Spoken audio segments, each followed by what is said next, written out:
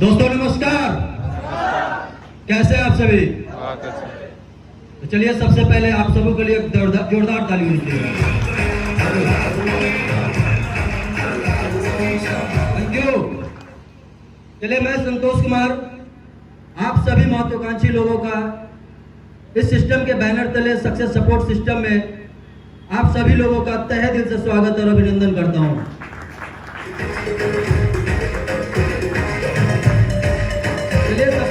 Thank you.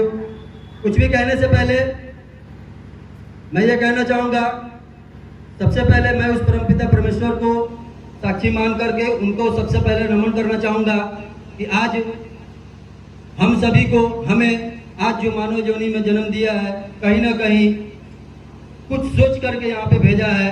क्योंकि बहुत सारे आज बात करें तो आज धरती पे हजारों ऐसी योनियां हैं, लेकिन आज उस योनि में से सबसे सर्वश्रेष्ठ जो योनि होती है वो होती है मानव योनि। जैसे नो आज अगर ऊपर वाले ने हमें इस इंसान के रूप में अगर यहाँ पे भेजा है तो कहीं ना कहीं कुछ बड़ा मकसद लेकर के भेजा होगा। यस नो, और उस मकसद को पूरा करने के लिए हर इंसान कहीं ना कहीं लगा हुआ है, अपने सभी लोग कहीं ना कहीं किसी न किसी काम में लगे हुए हैं। आज मैं इस सिस्टम में लगा हुआ हूँ, तो चलिए उनको भी धन्यवाद करना चाहूँगा। और इसके आगे मैं अपने उस माता पिता को भी नमन करना चाहूँगा कि उन्हीं के वजह से, उन्हीं के संस्कार की वजह से आज मैं इतने इस सिस्टम पे खड़ा हूँ, इतने विश्वास के साथ उनके संस्कार की वजह से। मैं चाहूँगा उनके लिए और परम पिता परमेश्वर के लिए जोरदार ताली होनी चाहिए।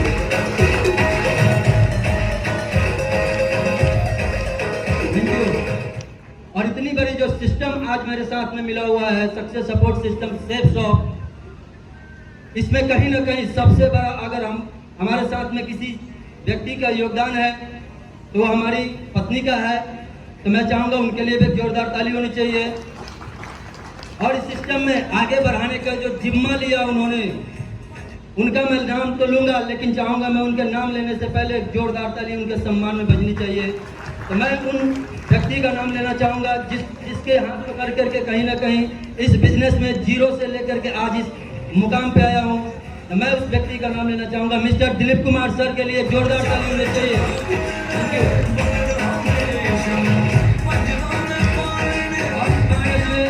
हमारे गुरु के रूप में जिनको मैंने माना और समझा, हमारे दीपक सर के लिए जोरदार ताली होनी चाहिए।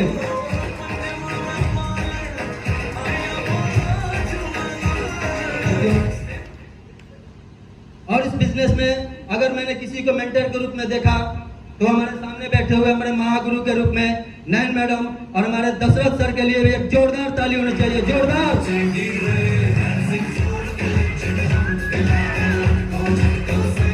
और भी हमारे साथ में बहुत ऐसे लोग हैं जो हमारे सिस्टम में इस मतलब कि हमारे सफर में हमारे साथ में हमारे सपोर्ट में चलना शुरू किया। जैसे कि हमारे साथ में हमारे अपलाइन हमारे अजय सर, हमारे ज्योतिंद्र श्रीवास्तव सर, जितेंद्र शर्मा सर। मैं चाहूंगा इन अपलाइनों के लिए भी एक जोरदार ताली होनी चाहिए, जिनका कहीं ना कहीं कदम कदम पे इनका भी सुझाव, इनका भी सहयोग मिलता रहा। तो चलिए सबसे पहले मैं अपने बारे में बता दूं। नाम मेरा संतोष कुमार हुआ, छपरा दहियावा टोला मेरा घर हुआ, और मैं निबंधन विभाग में जॉब करता हूं, जिसको यहाँ पे बैठे बहुत सारे लोग जानते होंगे। रजिस्ट्री ऑफिस का नाम बहुत सारे लोग जानते होंगे। यस या नो? तो मैं कहीं ना कहीं जॉब में हूँ, और वो भी साल 2 साल से नहीं, पूरे 15 साल से जॉब कर रहा हूँ। और 15 साल से जॉब कर रहा था, आज तक बहुत बड़ी सोच नहीं बनी थी, लेकिन आज इस सिस्टम ने बहुत बड़ा सोच बना दिया। आज मैं आपको यहाँ पे इस स्टेज के माध्यम से इतनी दमदारी से अगर बोल रहा हूँ तो कहीं ना कहीं देन इस सिस्टम का है, देन इस सिस्टम का है। और रही बात जॉब की, आज के समय में बता दें, इसमें इस भीड़ में बहुत सारे ऐसे लोग बैठे होंगे, कहीं ना कहीं कोई गवर्नमेंट जॉब में होंगे, कोई प्राइवेट जॉब में होंगे। कितने ऐसे लोग हैं जो जॉब में हैं, गवर्नमेंट या प्राइवेट, कुछ भी। चलिए बहुत सारे लोग हैं। मैं चाहूंगा इन सभी के लिए एक जोरदार ताली होनी चाहिए। तो कहीं ना कहीं मैं भी आप ही के बीच का इंसान हूँ, मैं भी जॉब में हूँ, अभी भी जॉब कर रहा हूँ। और ये सिस्टम हमको मिला हमारे अपलाइन के माध्यम से, और मैंने इस सिस्टम को देखा और शुरुआत किया। लेकिन होता क्या है ना कि जो भी व्यक्ति इस सिस्टम के बारे में, इस बिजनेस के बारे में बताने आते हैं, तो कहीं ना कहीं शुरुआत में किसी को समझ में आता नहीं है। यस या नो? तो जल्दी किसी को समझ में नहीं आता। और हम भी वही थे, हम भी कुछ ज़्यादा ही समझदार थे, क्योंकि आज के समय में देखा जाए अगर कोई व्यक्ति जॉब कर रहा हो, कोई अच्छे प्रोफाइल से हो, अगर उसके पास में अगर कोई ऐसी बात मतलब कि कोई ऐसी अपॉर्चुनिटी अगर आती है तो कहीं ना कहीं आदमी का ईगो उसके सामने आता है। यस या नो? ईगो उसके सामने आता है कि ऐसा व्यक्ति जो ऑलरेडी मैं यहाँ से जॉब में हूँ, जॉब कर रहा हूँ, अच्छा खासा सैलरी मिलता है, सब कुछ है, परिवार चल रहा है, घर चल रहा है, सब कुछ चल रहा है, और ये एक मामूली व्यक्ति आए और मुझे इस बिजनेस के बारे में बताए और बड़ा बड़ा सपना दिखाए कि यहाँ से आप ये कर सकते हैं, यहाँ से आप वो कर सकते हैं। तो कहीं ना कहीं शुरू में विश्वास नहीं होता है। मैं भी उन्हीं में से था जो व्यक्ति मुझे इस बिजनेस के बारे में बताने आए थे, उनको उल्टा मैं ही बता करके समझा करके भेज दिया। और समझा करके भेजने का मतलब ये नहीं था कि मैं ज्यादा चलाता, नहीं, मेरे अंदर भी ईगो था, ईगो, अहंकार, जिसको बोलते हैं जॉब का, चाहे बिजनेस का, जो भी, कि मैं ऑलरेडी इतने बड़े जॉब में हूँ, ये काम कर रहा हूँ, वो काम कर रहा हूँ, और ये इतने छोटे मामूली सा काम लेकर के आए हैं और ये हमको समझा रहे हैं, हमको सपना दिखा रहे हैं, ऐसा कर सकते हैं, वैसा कर सकते हैं। विश्वास कहीं ना कहीं नहीं होता है। तो मुझे भी शुरुआत में विश्वास नहीं होता, लेकिन कहा जाता है ना कि इस बिजनेस में अगर किसी व्यक्ति को एक बार प्लान दिखा दिया जाए तो हमारे अपलाइन लोग कहते हैं कि उसको तब तक फॉलो अप करो, उसको तब तक पीछा करो जब तक वो सिस्टम में नहीं आ जाता, ये इस बिजनेस में नहीं आ जाता। क्योंकि ये सिस्टम वो चीज है, ये बिजनेस वो चीज है जो एक आम इंसान को खास इंसान बनाता है। और लोग तो समझ नहीं पाते हैं। मुझे भी जो व्यक्ति आए थे भेज दिया, लेकिन दूसरी बार में फिर वो अपने अपलाइन के साथ में आए और वो अपलाइन कहीं ना कहीं हमारे उम्र के थे, हमारे हम उम्र में थे, तो कहीं ना कहीं उनके सामने हमको कुछ सुनना पड़ा। सुने और सुनने के बाद कहीं ना कहीं डिसीजन लिए कि चलो ठीक है। उनका कहना है कि एक बार यहाँ से जीवन में एक बार कोई एक प्रोडक्ट लेकर के इस बिजनेस की आप शुरुआत कर सकते हैं, उसके बाद कभी नहीं लेना है। वैसे तो मुझे इस बिजनेस के बारे में मेरे मित्र जो बताने आए थे, आज वो भले सिस्टम में है या नहीं है मुझे नहीं पता, उन्होंने मुझे बिजनेस तो दे दिया, लेकिन मैं ऊपर वाले से थैंक्स जरूर कहूंगा उनके लिए खासकर कि उन्होंने मुझे इतने बड़े सिस्टम में ला करके यहाँ पे खड़ा कर दिया। भले ही वो कहीं है, उससे कोई फर्क नहीं पड़ता। Thank you.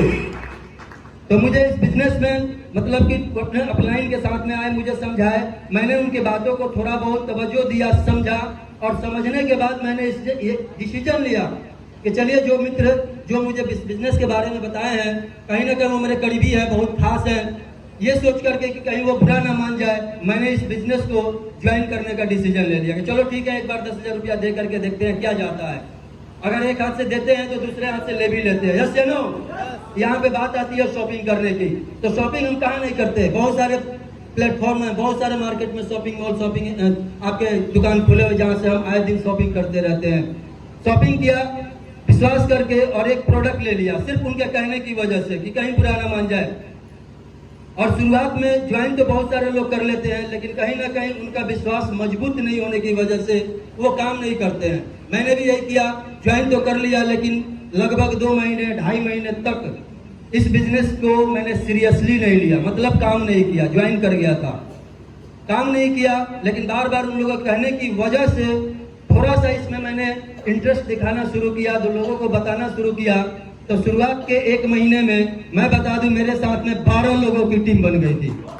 मैंने 12 लोगों को ज्वाइन करा दिया था, 12 लोगों को ज्वाइन कराया था, लेकिन फिर भी अंदर से वो विश्वास में मजबूती नहीं थी, किसी तरह से कर रहा था। 12 लोग आ गए थे, उसमें से कुछ लोग हमारे साथ में काम करने के लिए भी तैयार थे।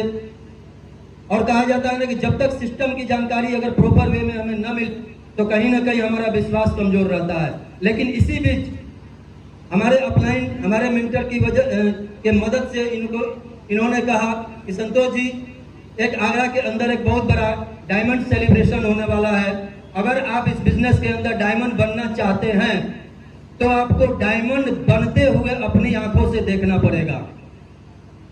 तो शुरुआत में क्या होता है ना, नए होने की वजह से मैंने भी बहुत आनाकानी की कि नहीं, हमारे पास समय नहीं है, जॉब है, छुट्टी नहीं मिलेगा।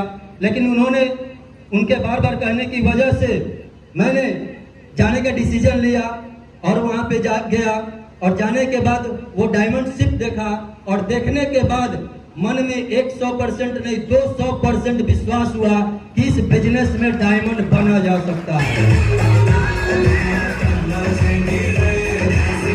Thank you.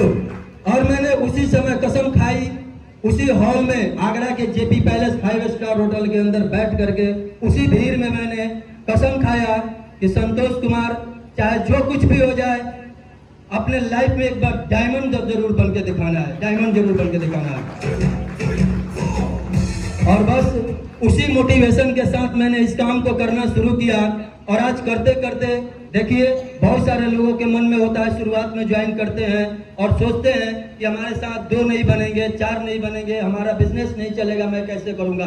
बहुत सारे लोग तो सिर्फ नाम के लिए आ जाते हैं कि अगला व्यक्ति हमारे पास में बिजनेस को लेकर के आया था तो कहीं ये बुरा ना मान जाए, चलो इस बात को रखने के लिए मैं इस बिजनेस को ज्वाइन कर लेता हूँ। बहुत सारे इस वजह से आ जाते हैं। मैं भी कहीं ना कहीं शुरुआत में इसी वजह से आया था, लेकिन मेरा विजन क्लियर हो जाने की वजह से इस बिजनेस को करने की कसम खाई मैंने और कसम खाया, यहाँ से काम करना शुरू किया और काम करते करते मेरे साथ में जो 2 का सबके साथ पंगा होता है कि 2 बनेंगे कि नहीं बनेंगे, मेरे साथ में 2 लोग भी आए, 4 लोग भी आए, 10, 100, 200, 400, 500 भी लोग आए और आज मेरे साथ में लगभग 600 से भी ज्यादा लोग कनेक्ट हो गए। Thank you. आज बता दें कि 600 का नेटवर्क बनाने की औकात मेरे अंदर नहीं थी, मेरे अंदर वो काबिलियत नहीं थी। मैं अकेला 600 लोगों को कभी ज्वाइन नहीं कराने गया था। मैंने अगर उसमें से ज्वाइन कराया, अगर विश्वास करें तो मैंने सिर्फ 6-7 लोगों को ही मैंने ज्वाइन कराया था, वो भी बहुत रिक्वेस्ट करके। लेकिन उस 6-7 में से भी सबके सब लोगों ने काम नहीं किए, कुछ लोगों ने मेरा साथ दिया और उन्हीं की वजह से धीरे धीरे काम आगे बढ़ते बढ़ते आज लगभग इस नेटवर्क में एक पर लेवल होता है। आज इस पर लेवल के स्टेज पे मैं खड़ा हूं। Thank you. और कहीं ना कहीं ये सारा कुछ तो मैंने सबसे पहले बता दिया कि सब कुछ हमारे अपलाइन के सपोर्ट की वजह से, हमारे मेंटर के गाइडलाइन की वजह से, और हमारी सबसे बड़ी जो सपोर्ट मिला वो हमारे दमदार टीम की वजह से। मैं चाहूंगा इन सबके लिए, टीम के लिए जोरदार ताली होनी चाहिए, जोरदार ताली। जी सर। तो मैं ये कहना चाहूंगा, यहाँ बहुत सारे लोग बैठे हैं, ये बिजनेस जो है ना गरम खून वाले लोगों का है। जिनका खून गरम है वही लोग इस बिजनेस में सक्सेस हो सकते हैं, ठंडे खून वाले का नहीं हो सकता है। ये गरम खून वाले लोगों का, मर्द लोगों का बिजनेस है, मर्द लोगों का। और मर्द लोगों का मतलब ये नहीं होता, मर्द में हमारे जांबाज ये शेर और शेरनी लोग भी मर्द के ही गिनती में आते हैं। मर्द का मतलब ये नहीं होता है कि हमारे साथ में सी और सी लगा हुआ, नहीं, ऐसा कुछ नहीं है। मर्द अपने आप में मर्द होता है, वो करके ठान लेता है तो वो करके दिखा देता है। जी सर।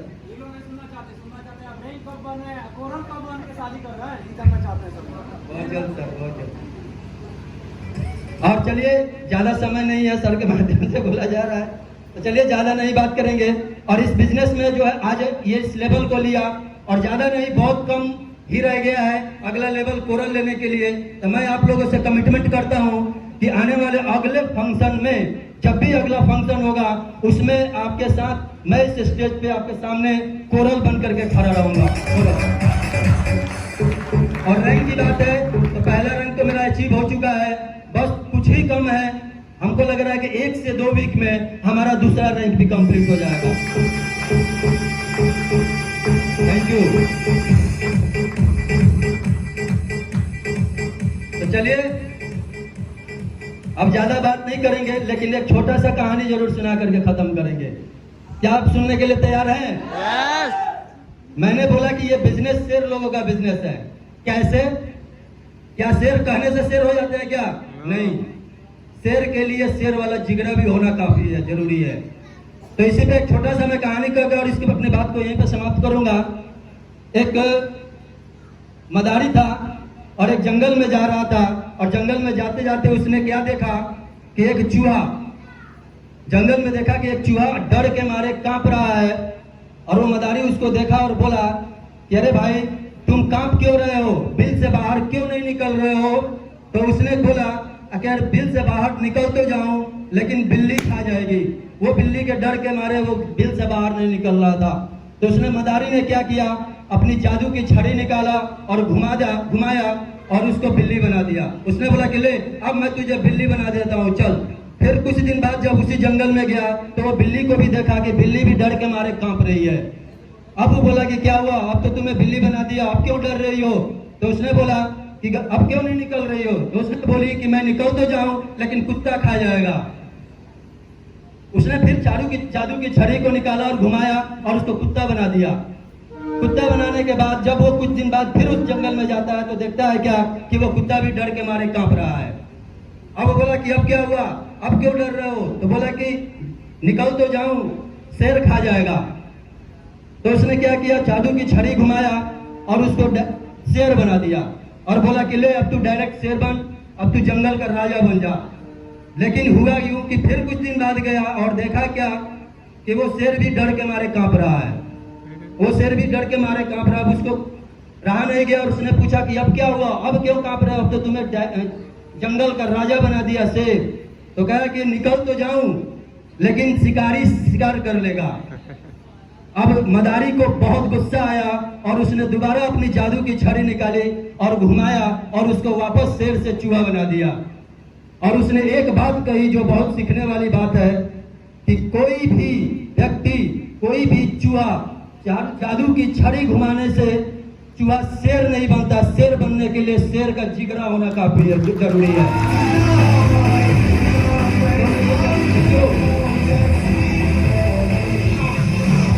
तो मैं ये कहना चाहूंगा ये बिजनेस उसी शेर लोग का है। अगर आपके जिगरा में दम है तो आइए इस बिजनेस में टिक करके डायमंड बन के दिखाइए। मेरे तरफ से आप लोग को चैलेंज है। और वो वही लोग कर सकते हैं जिनके अंदर वो शेर वाली क्वालिटी होगी, शेर वाली, चूहे वाली नहीं। तो चलिए इसी बातों को रखते हुए मैं यहाँ पे अपने वाणी को विराम देना चाहता हूँ और मैं चाहूंगा कि आप सभी लोग यहाँ पे आए। हमारे इस सक्सेस प्रीव्यू सेमिनार में मैं सभी लोग को तहे दिल से स्वागत भी करता हूँ और अपनी वाणी को यहाँ पे विराम देता हूँ। तो चलिए, wish you all the best and go success.